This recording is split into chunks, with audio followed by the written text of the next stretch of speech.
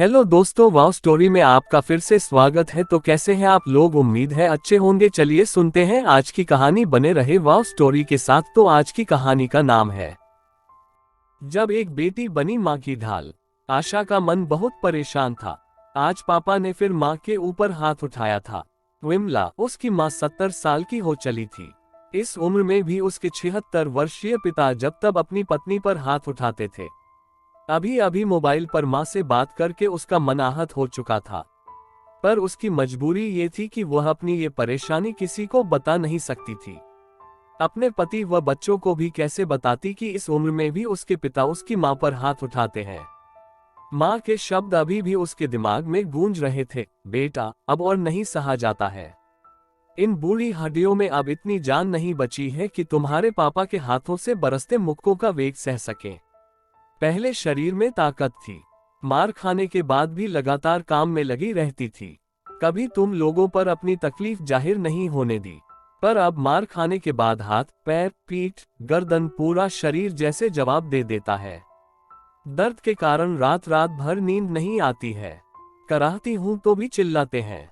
शरीर जैसे जिंदा लाश में तब्दील हो गया है। जी करता है या तो कहीं चली जाऊं या फिर मौत ही आ जाए ताकि इस दर्द से हमेशा के लिए छुटकारा मिल जाए। पर दोनों ही बातें नहीं हो पाती। चलने तक को मुहताज हो गई हूं।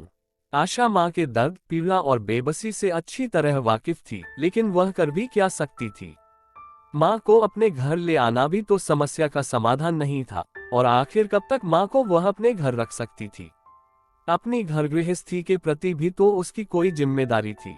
ऊपर से भाइयों के ताने सुनने को मिलते, सो अलग। उसके दोनों भाई अपनी अपनी गृहस्थी में व्यस्त थे। अलग रह रहे माँ बाप की भी कभी कभी टोह ले लिया करते थे। वैसे तो बचपन से उसने अपनी माँ को पापा से मार खाते देखा था। घर के हर छोटे बड़े निर्णय पर माँ की चुप्पी व पिता के कथन की मुहर लगते देखा था। वह दोनों के स्वभाव से परिचित थी। वह जानती थी कि सदा से ही घर गृहस्थी के प्रति बेपरवाह व लापरवाह पापा के साथ माँ ने कितनी तकलीफें सही हैं और बड़ी मेहनत से तिनका तिनका जोड़कर अपनी गृहस्थी बसाई व बच्चों को पढ़ा लिखाकर काबिल बनाया। वरना पापा को तो ये तक नहीं मालूम था कि कौन सा बच्चा किस क्लास में पढ़ रहा है। वे तो अपनी मौजमस्ती में ही सदा रमे रहे। उन दोनों के व्यक्तित्व व व्यवहार में जमीन आसमान का फर्क था। एक तरफ जहां माँ आत्मविश्वासी, ईमानदार, मेहनती, कुशल और सादगी पसंद महिला थी, वहीं दूसरी ओर उसके पिता मस्तमौला, स्वार्थी, लालची और रसिया किस्म के इंसान थे, जो स्थिति के अनुसार अपना रंग बदलने में भी माहिर थे। आज भी दोनों के व्यक्तित्व में इंच मात्र भी अंतर नहीं आया था। हाँ, शारीरिक रूप से अस्वस्थ व कमजोर होने के कारण माँ थोड़ी चिड़चिड़ी अवश्य हो गई थी। इसलिए अब जब भी उनके बीच वाद विवाद की स्थिति बनती थी तो वे प्रत्युत्तर में पापा को बुरा भला जरूर कहती थी। ये बात पापा को कतई बर्दाश्त नहीं होती थी। आखिर सालों से वे उन होठों पर चुप्पी की मुहर देखते आए थे, सो इस बात को हजम करने में उन्हें बहुत मुश्किल होती थी कि उनकी पत्नी उनसे जबान लड़ाती है। दोनों भाई भी यूं तो माँ को बहुत प्यार करते थे, लेकिन उनकी आपसी लड़ाई में अक्सर पापा का ही पक्ष लिया करते थे। आशा को मालूम था कि पिछली बार जब पापा ने मां पर हाथ उठाया था तो अत्यधिक आवेश व क्षोभ में मां ने भी उनका हाथ पकड़कर उन्हें झिंझोर दिया था और सख्त ताकीद की थी कि वे अब ये सब नहीं सहेंगी। तब आनन फानन पापा ने सभी बच्चों को फोन लगाकर उन्हें उनकी मां द्वारा की गई इस हरकत के बारे में बताया था। तब छोटे भैया ने घर पहुंचकर मां को खूब लताड़ लगाई थी और ये तक कह दिया था कि आपकी बहू आपसे 100 गुना अच्छी है, जो अपने पति से इस तरह का व्यवहार तो नहीं करती है। पता नहीं, पर शायद उनकी भी पुरुषवादी सोच मां के इस कृत्य से आहत हो गई थी। आशा को बहुत बुरा लगा था। आखिर इन मर्दों को ये क्यों नहीं समझ आता कि औरत भी हाड़ मांस से बनी एक इंसान है, वह कोई मशीन नहीं जिसमें कोई संवेदना न हो। उसे भी दर्द और तकलीफ होती है, वह भी कितना और कब तक सहे, और आखिर सहे भी क्यों। भैया ने उससे भी फोन कर माँ की शिकायत की थी, इस उद्देश्य से कि वह माँ को समझाए कि इस उम्र में ये बातें उन्हें शोभा नहीं देती। बोलना तो वह भी बहुत कुछ चाहती थी, पर इस डर से कि बात कहीं और न बिगड़ जाए, सिर्फ हाँ हूं करके फोन रख दिया था। काश उस वक्त उसने भी सच्चाई बोलकर भाई का मुंह बंद कर दिया होता कि भैया, माँ से तो आपकी पत्नी की तुलना हो भी नहीं सकती है। क्योंकि न ही वे भाभी जैसे झूठ बोलने में यकीन रखती हैं और न अपना आत्मसम्मान कभी गिरवी रख सकती हैं। उन्होंने तो सदा सिर्फ अपनी जिम्मेदारियां ही निभाई हैं, बिना अपने अधिकारों की परवाह किए। पर आपकी पत्नी तो हमेशा से ही मस्त व बिंदास रही हैं। जब जब आपने उनकी मर्जी के खिलाफ कोई भी काम किया है तब तब उन्होंने क्या क्या तांडव किए हैं, क्या आपको याद नहीं है?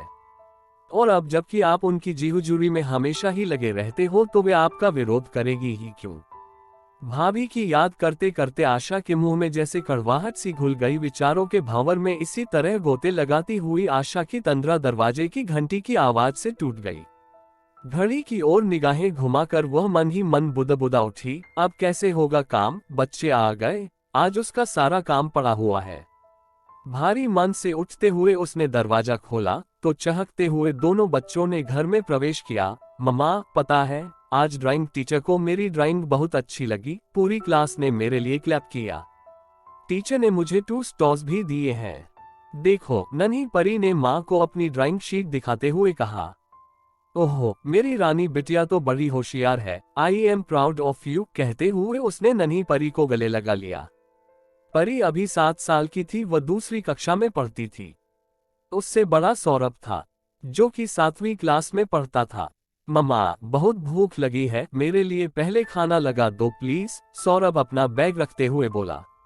ओके बच्चों, आप फ्रेश होकर आओ, तब तक मैं जल्दी से आपके लिए खाना परोसती हूँ, कहकर आशा किचन की तरफ चल दी। उसने अभी तक कुछ भी खाने को नहीं बनाया था, बस कामवाली काम करके जा चुकी थी, लेकिन उसने घर भी नहीं समेटा था।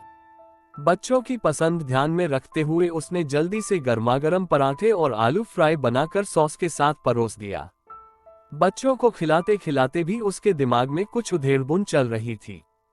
कुछ देर बाद उसने दोनों बच्चों को तैयार कर अपनी पड़ोसन सीमा के पास छोड़ा और खुद सीधा अपनी माँ के घर चल दी।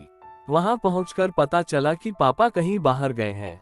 माँ की हालत देख उसकी आंखें भर आई, पर अपने आंसुओं को छुपाकर वह बड़े ही शांत स्वर में बोली, माँ चलो तैयार हो जाओ, हमें पुलिस स्टेशन चलना है। लेकिन बेटा, एक बार और सोच ले, अभी बात ढकी हुई है, कल को आस पड़ोस, समाज, बिरादरी, नाते रिश्तेदारों तक बात फैल जाएगी तो लोग क्या कहेंगे? बहुत बदनामी होगी हमारी, सब क्या सोचेंगे? माँ ने कुछ संकोच पूर्वक कहा। जिसको जो सोचना है सोच ले, मगर अब मैं आपको और जुल्म सहने नहीं दूंगी। माँ, तुम समझती क्यों नहीं हो? जुल्म सहना भी एक बहुत बड़ा अपराध है और आज तक आप सब सहती आई हो। आपकी इसी सहनशीलता ने पापा को और प्रोत्साहित किया, मगर अब पापा को ये बात समझनी ही होगी कि आप पर हाथ उठाना उनके अधिकार क्षेत्र में नहीं आता है। माँ को तैयार कर ऑटो में उनका हाथ थाम कर उनके साथ बैठती आशा ने जैसे मन ही मन ठान लिया था, अब बस पापा। तो इस तरह एक बेटी बनी अपनी माँ की ढाल। तो दोस्तों, आपको ये कहानी कैसी लगी कमेंट बॉक्स में जरूर बताएं। साथ ही वीडियो को लाइक और इसी तरह की और भी नई नई कहानी सुनने के लिए हमारे चैनल को सब्सक्राइब जरूर करें। धन्यवाद।